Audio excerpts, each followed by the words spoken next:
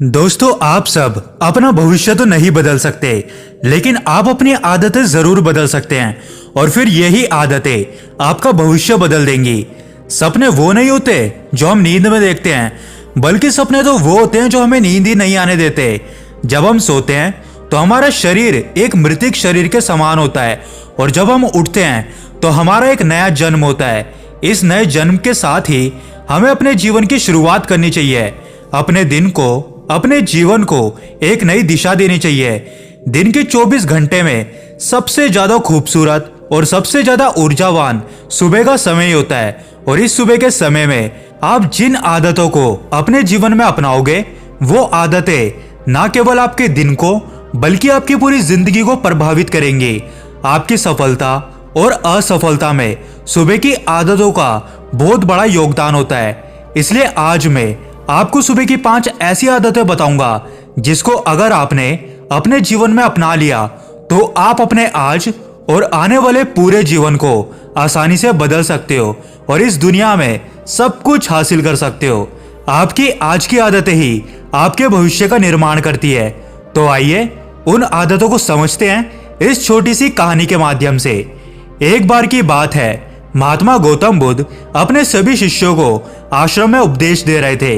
वो अपने शिष्यों को जीवन में अपनाई जाने वाली सुबह की आदतों के बारे में बता रहे थे। वो उनको बता रहे थे कि किस तरह की आदतें अपनाकर आप अपने जीवन को बेहतर बना सकते हैं। फिर महात्मा बुद्ध अपने शिष्यों से कहते हैं कि हमें सुबह ही सूरज की किरणों के साथ साथ उठ जाना चाहिए। जब सूरज की किरणें निकलती हैं तो वो पूरी प्रकृति को ऊर्जा प्रदान करती है, इसलिए हमें भी उस ऊर्जा का आनंद उठाना चाहिए। जो व्यक्ति देर से उठता है वो सूर्य की उस ऊर्जा को ग्रहण नहीं कर सकता, जिसके कारण उसका पूरा दिन आलस्य से भरा रहता है। फिर महात्मा बुद्ध अपने सभी शिष्यों को पहली आदत बताते हुए कहते हैं कि हमारा कल चाहे कैसा भी क्यों ना बीता हो, लेकिन हमें आज की शुरुआत हमेशा सकारात्मक विचारों के साथ ही करनी चाहिए। हमें सुबह उठते ही सबसे पहले सबको आभार प्रकट करना चाहिए। हमें उन लोगों का धन्यवाद करना चाहिए जिन लोगों ने हमारी बुरे वक्त में हमारी मदद करी है। हमें उस परम पिता परमेश्वर को धन्यवाद देना चाहिए जिन्होंने हमें ये स्वस्थ शरीर दिया है और हमारे अंदर किसी भी चीज की कोई भी कमी नहीं रखी। हम स्वयं चल सकते हैं, बोल सकते हैं, सुन सकते हैं, इस प्रकृति की सुंदरता को देख सकते हैं। चिड़ियों की चहचहाने की आवाज, नदियों के बहने की आवाज को हम सुन सकते हैं। यह एक बहुत ही बड़ी बात है, क्योंकि बहुत से लोग ऐसे होते हैं जिनकी आंखें नहीं होती, जिनके कान नहीं होते, और कुछ लोग तो ऐसे भी होते हैं जिनके हाथ पैर नहीं होते। इसलिए हमें उस परमात्मा का धन्यवाद करना चाहिए जिसने हमें इस लायक बनाया कि हम अपने काम को स्वयं कर सकते हैं। हमें किसी और पर निर्भर नहीं रहना पड़ता, जबकि बहुत से लोग ऐसे हैं जिनको चलने के लिए भी किसी और का सहारा लेना पड़ता है। वो किसी और पर निर्भर रहते हैं। हमें इस प्रकृति को, अपने आसपास की चीजों को धन्यवाद करना चाहिए जिन्होंने हमारी जिंदगी को इतना सुंदर बनाया है। ये रंग बिरंगे फूल जो हमें खुशबू प्रदान करते हैं, ये बहती हुई नदियां जो हमें शुद्ध जल उपलब्ध कराती है, ये पेड़ पौधे, ये शुद्ध हवा, ये फल हमें इस प्रकृति से ही प्राप्त होते हैं। हमें इन सब का आभार प्रकट करना चाहिए, इनको धन्यवाद देना चाहिए। इन सब ने मिलकर हमारे जीवन को बेहद ही खूबसूरत बनाया है।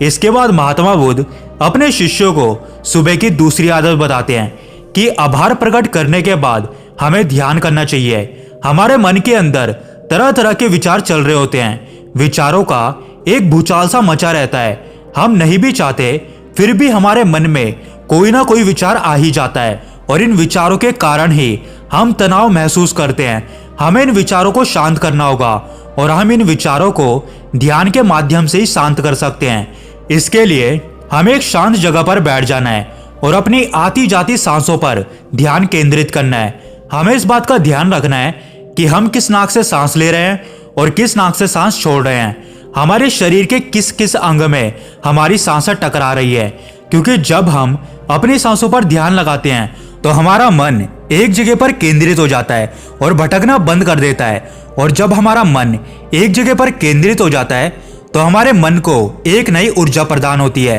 और फिर वो ही ऊर्जा हमारे पूरे दिन को उत्साह से भर देती है। ध्यान करने से हमारा दिमाग स्वस्थ हो जाता है और हमारे दिमाग के सारे विचार खत्म हो जाते हैं। और दिन में जब हम कोई काम करते हैं तो उसका फैसला लेने में भी हमें आसानी हो जाती है। हम सही और स्पष्ट फैसले ले पाते हैं और अपने काम को पूरी लगन व निष्ठा के साथ कर पाते हैं।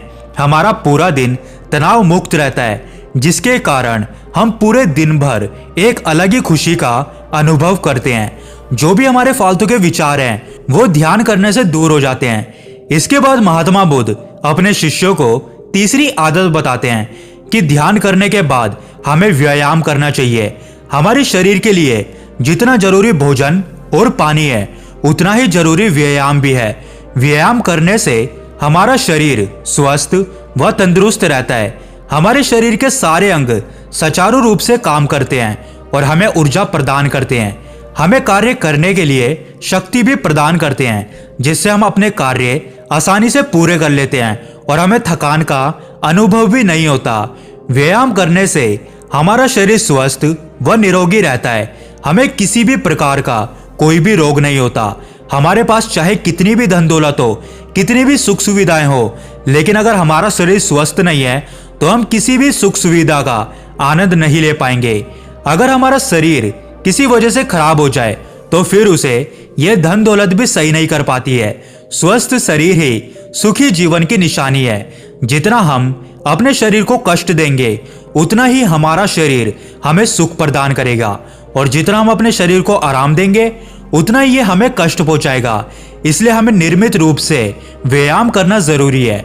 व्यायाम करने से हम पूरे दिन प्रसन्न रहते हैं और अपने सभी कार्यों को आसानी से कर पाते हैं।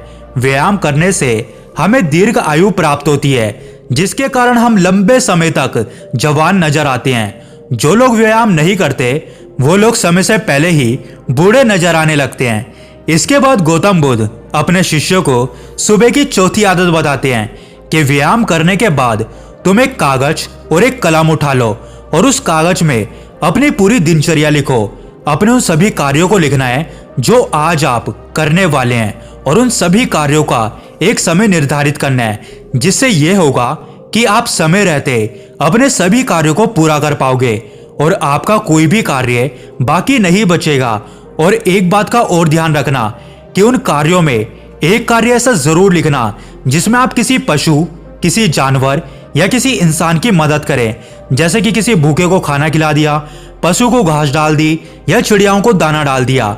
ऐसा करने से तुम्हें एक शांति प्राप्त होगी, और जब तुम्हारा पूरा दिन खत्म हो जाएगा तो तुम्हें एक अलग ही खुशी का अनुभव होगा कि आज मैंने निस्वार्थ भाव से किसी की मदद करी।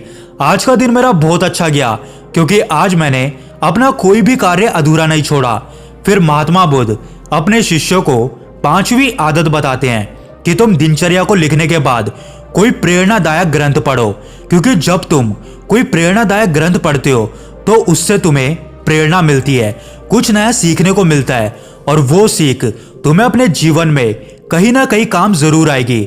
हमें हर रोज कुछ ना कुछ सीखने को मिलता है और हमें उसे सीखना भी चाहिए। जब तुम ये प्रेरणादायक ग्रंथ पढ़ लो उसके बाद तुम्हें अपने आप से बातें करनी है, क्योंकि दूसरों से तो हम हमेशा ही बातें करते रहते हैं, लेकिन खुद से कभी बात करने का मौका ही नहीं मिलता। इसलिए हमें थोड़ा समय निकालकर खुद से बातें करनी चाहिए, क्योंकि हमें हमसे बेहतर और कोई नहीं जानता। इसलिए हमें खुद को भी धन्यवाद करना चाहिए और कहना चाहिए कि मैं कितना अच्छा हूं, मैं अपना सारा काम समय पर पूरा करता हूं, कोई भी काम मेरे लिए असंभव नहीं है, मैं हर परेशानी से लड़ सकता हूं, जो लक्ष्य मैंने सोच रखा है उसे मैं हासिल करके ही रहूंगा। इसके बाद गौतम बुद्ध अपने सभी शिष्यों से कहते हैं कि सुबह की ये छोटी छोटी आदतें तुम्हें जीवन में एक नई दिशा प्रदान करेंगी। जब तुम इन आदतों के साथ अपने जीवन की शुरुआत करोगे तो तुम्हारा हर दिन बेहतर रहेगा और तुम हर दिन खुश और तनाव मुक्त रहोगे। दोस्तों, ये छोटी छोटी दिखने वाली आदतें हमारे जीवन में सकारात्मक प्रभाव डालती है और इन आदतों के जरिए हम जीवन में जो चाहें वो पा सकते हैं और अपने लक्ष्यों को भी प्राप्त कर सकते हैं। इसलिए आप भी इन आदतों को जरूर अपनाएं। दोस्तों, उम्मीद करते हैं कि आज की इस कहानी से आपको बहुत कुछ सीखने को मिला होगा। अगर आप आगे भी ऐसी कहानियां सुनना चाहते हैं तो हमारे इस चैनल को सब्सक्राइब करके जरूर जाएं।